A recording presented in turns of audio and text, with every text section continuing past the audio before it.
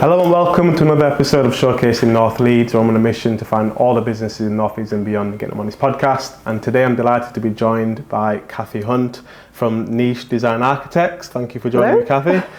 I always like to start off with asking the first question of what got you into, or why do you do what you do?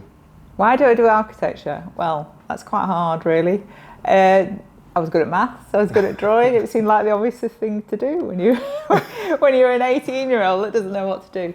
I just love problem solving, and it's a brilliant career, really. Because you get out there, you're in the office, you're drawing, you're modelling, and you're out on site. It's exciting. It's a really mixture of office and out and about. Yeah. From your point of view, obviously there's loads of architects that are out there in and around Leeds and far beyond and everything else. What is it that separates you guys?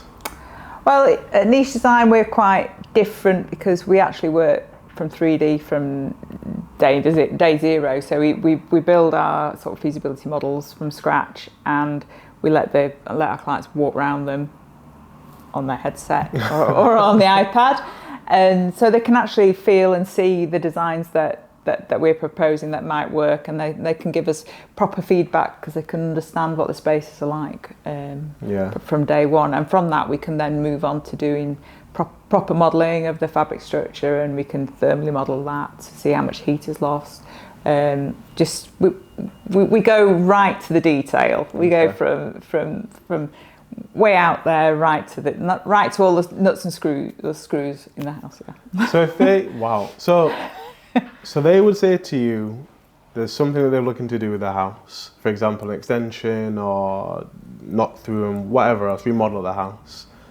And then you're able to, from that, create like a 3D type of, and then what is it, VR? We can use VR headsets, or we use a software package that's downloaded onto a tablet that they can then scroll through. But I mean, sometimes when the client comes to us and they tell us, oh, we need an extension, actually, it might not be an extension they need. They might have enough space in there. It just needs the house rejigging and resorting for modern day life, because we all live in these old houses that were very cellular and designed for the Victorians. They had that hall and they had the defensive space. They had the posh room at the front, and then the kitchen was the tiniest room in the house. And you don't need an extension. It just needs changing. And you can spend all that money on your own house and create the most beautiful house in the world without having to build new. But it could be that they do need an extension. But by doing sort of feasibility studies and working with models, we can then show them that rather than having to. There's that thing, because for us, obviously, when we're showing people around houses and trying to talk to them about space and what they can do differently to a room, it's almost hard for them to imagine it because it's not there. So it is. For you, I can imagine it's the same thing. Someone will say what they're looking for, and they'll just go to a friend's house, or maybe they've gone to see another house and they've got an extension and it's a knock-through kitchen diner with the utility and whatever else. But then when they see it, if you're remodelling and rejigging their house and showing them the space that they already have works, I can imagine that would be a huge difference for them to be able to. Yeah, so they can see, they can feel what it's going to be like before anything's touched. So I mean, sometimes we've even moved staircases, just completely gutted the house and reconfigured it without having to extend. And it's not cheap. Yeah, of course. It's not cheap, but at the same time, you can actually improve the fabric of your existing house and make it more firmly efficient. And do clients normally come to you with I suppose a problem that they've got? Yeah. Because they want to live a certain way and they can't do it, or something like that, and then you're able to look at that? Sometimes it's like that. They know that the house isn't right. Sometimes it's that they've just bought the house and there's so much housing out there, but not particularly. It doesn't fit. Nothing ever fits all the boxes, does it? Yeah, that's right. So they're trying to make sure all their boxes are ticked.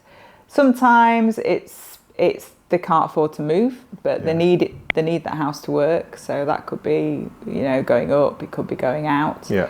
Sometimes they've got a massive garden and they want to develop, and they want to put another house in the garden, sell off part of the land. Sometimes they live in a very difficult area, like a conservation area, and they just want to do some small things, but they need proper heritage consultancy, planning consultancy, and it can be quite complicated. Yeah. So lots of reasons why. Wide range. And is it, you mentioned as well, houses being built like in the Victorian ages and defence, everything. Do you do you normally have clients in older properties that are period properties like Edwardian, Victorian? We're based just outside Ilkley, and there's a lot of Victorian properties there. So we do get a lot, especially in Harrogate as well. We have clients that have bought a number of flats that were in a Victorian terrace or a townhouse or a semi-detached, and they want them converting back together again. Sometimes we've done a couple where they've wanted a small extension to be able to connect the Victorian property to the garden, because quite often Victorian properties, their living space isn't attached to the garden. Right. Sometimes the garden is probably half a story lower. So we come up with the problem of connecting that living space to the garden. Okay. We've done a lot recently of improving the thermal efficiency of Victorian properties, doing internal wall lining and putting in heat pumps. That is the current trend. I was going to say, I want to talk to you a bit more about that, because you've mentioned to me before separately about this retrofit. Like, what is that, firstly? What is retrofit? Retrofit is about making... We used to call it refurbishment, but now we call it retrofit. That is the current terminology for it. And it is a way of upgrading your home so it's more thermally efficient. So retrofit could be changing your windows. It could be changing them from single glaze or double glaze to triple glaze, or single glaze to double glaze. Yeah. That is retrofit. It could be putting some more insulation in your loft. Right. It could be getting some of those drafts and leaky areas, getting rid of those. It could be adding insulation to your floors. It could be getting rid of your suspended floors and putting a solid floor down. Yeah. That's retrofit. But people tend to think, or people that I come across anyway, think that they can't do it in those older houses. Like, in terms of, you mentioned taking up the floors and insulation and whatever else. Is it possible to do all those to make their house more, is it heat efficient? What's the word? More thermally efficient. Yeah, energy absolutely, efficiency, you can. You can, but it has to be done correctly and has to be done in a correct order. Right. We've got, I think, by 2050, I think the number is 29 million houses to retrofit to achieve our zero carbon target. 29 million. How many do we have in the UK? It's about 50% of the housing stock, I think. Wow. Okay. 80%, I think about 50% of the houses. But then what would they even more class? than that. I'm probably wrong, to be honest. What do they class as retrofit, though? Because if they just change the window, then... Any house that is, what do they say? We've got the EPCs for measuring energy efficiency, but they aren't really worth the paper that they're written on. Because on paper they're supposed to achieve a certain energy efficiency, but actually in reality, a new build house might only be achieving 50% of what it's supposed to be built like, just because it's not being built very well. Right. So I can't remember what your question was. Neither can I now. I'm able to watch this back. But anyway, so it's absolutely, you can retrofit your Victorian property, but it needs to be done right. You need to use the right materials. You need to use breathable materials, so the solid brick walls, which they most likely will be, can still breathe. Yeah. If you use plastic-based materials or oil-based materials like your thermal back plasterboard, that plasterboard you can get with insulation to come back. If you use that, then your building will sweat behind the plasterboard and you'll get mould. Right. Right, okay. That sounds good. So you need a breathable material, so that breathing wall that's breathing at the moment can still breathe. Right. You need to make sure everything's pointed properly, using a lime mortar, not a concrete mortar. If you use a concrete mortar in a brick building, that was originally used in lime mortar. you'll get the face of your brick exploding off because it can't breathe. Right. Okay. It's all about breathing. It's all about breathing. So it can be done, but you need to get the right people involved to make sure it's done correctly. What I can imagine there's a lot of people listening to this thinking, I don't remember someone telling me that I need to make the house breathe more. So when someone's thinking about, how can I put this? If someone's in a Victorian house or an older property, let's just say, and they want to do any kind of work to it, do they need to be speaking to someone like yourself who knows all about that? Because I can imagine people just go to everyday architects, and it's anybody, and they don't specialise in anything specific, but obviously you have to be qualified for it. And they could, in my opinion, I'm guessing, have work done to the house which could damage the house, from what you're saying. Yeah. So who is it they need to look out for when they've got a specific age? Right, home? okay. So the government have set up something for retrofitting our homes because they've realised that it's a big problem that needs to be sorted, and they've set up a process to enable people to do it safely. Right. So, and it's called really called the PAS 2035. It's really it sounds really great. But basically, what you do is you can employ a retrofit coordinator, and he's a man that just will coordinate everything for you, and he will organise a retrofit assessor to come round and look at your house, establish the age of the property, what it's built from, if there's any defects in the property, what surveys need to be taken. He will then take those. He'll organise surveys if there's a risk of asbestos. If it's got a cavity, you might have a brick tie survey done to check your brick ties are all. Just so that we establish the state of the property at the beginning, and then what they will put together a retrofit plan for you, and it will give you a list of things in a certain order so that you can go down in like a tick list. So it'll pick the low-hanging fruit first. So like it might be changing the windows. It could be making all your your lights or LEDs. You know, all the easy things will be done first, and then it'll be done in an order that the most disruptive is last. Right. Okay. So usually that's internal wall insulation if you've got any. It could be that you haven't needed internal wall insulation, but generally in a conservation area you do. And it will make sure that the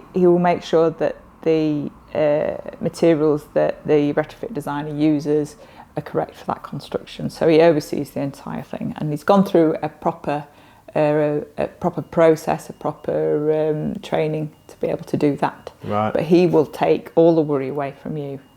Right. So in that way, you know it's been done properly because it's literally. He'll oversee as well the contractors, everything. Right. Okay. So he's money worth paying for. Yeah, for sure. But yeah. And then for yourself, going back to you then, in terms of you coordinating certain builds. So we would be the retrofit designer in that process, although we can do retrofit coordination, but we would stay as a retrofit designer in that process. And I suppose going back then to, thank you for explaining retrofit and everything else, 'cause I didn't know what it was, so well, thank you for that. With your, I suppose, like, I hate using the term, but like bread and butter in terms of what you do every day, how does it work in terms of your packages when people come to you? So we offer two different kind of packages. We do tiered pricing because people have got different budgets and they want different levels of information, which is basically what we do. And we have some energy focused packages. So if people are interested in saving energy, using renewables, upgrading the home, or perhaps doing a new home that is low energy, or even a passive house, then we can offer different levels of service. So you'd get your standard service, but we do a bit of energy modelling with that within our modelling package.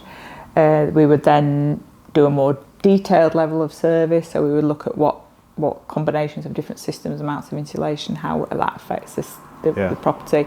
And then the premium service would be a certified service. So that has a level of quality control with it because you get a certification. And so if you're going for passive house, then you would have to have all the checks and balances to make sure that passive house is built and is finished at the same standard it was designed at. So it's quite onerous, and it can add quite a lot more expenses as far as consultancies are involved. But actually, it means you could live in a house that doesn't cost anything to run. So it's that balance. Some people really love that, but some people just want a nice low energy house, which you wouldn't need the certification for, but we can produce in the middle package. So. But wouldn't you need for you to be able to coordinate a passive house? You have to have an additional qualification. Yeah. Okay. So we have a passive house consultant that we work with, but we're currently training up one of our guys in the office. Nice. So that will be exciting. He's looking forward to that. It's really interesting, and that's part of the sustainability and the energy focus is one of our sort of main values at the practice, because we want to design buildings that perform. So the engine under the thing of the car works just as well as a beautiful car. There's no point. My husband says I need a different analogy, but I know what you mean. You don't want a Lamborghini with like I don't know, a Fiat Punto engine. I get what you mean. But the other packages we do are really based on deliverables. So if you're not bothered about energy, that's fine. Some people just want a beautiful home.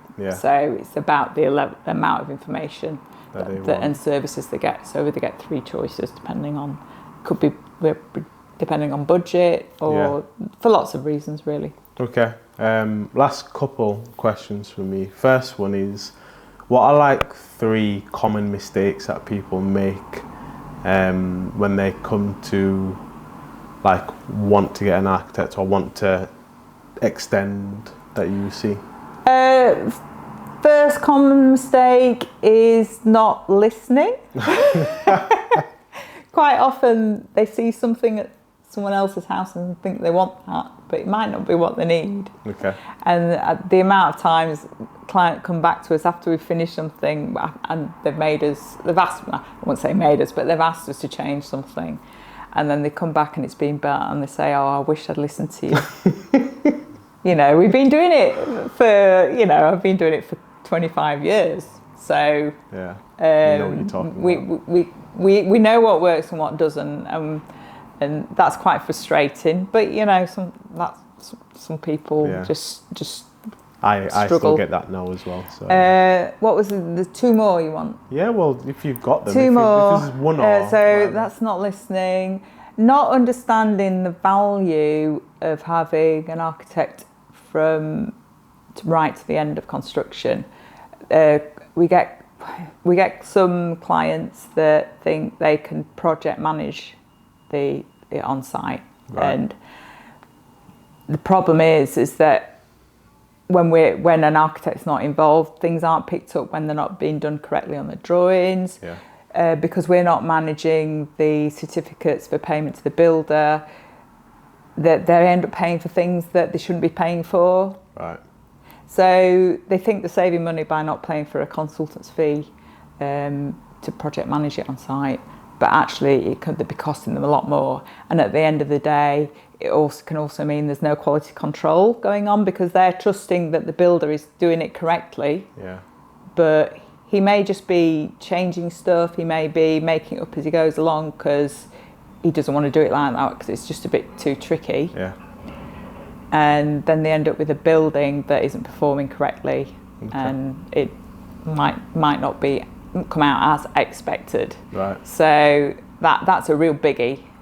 Right through to the end. So I mean, quite often now there's been this sort of bit of change in legal things going on regarding health and safety, called the Building Safety Act. It was brought on by Grenfell, so we're insisting that we have some sort of say during the construction process. It might be that we're principal designer rather than contract administrator.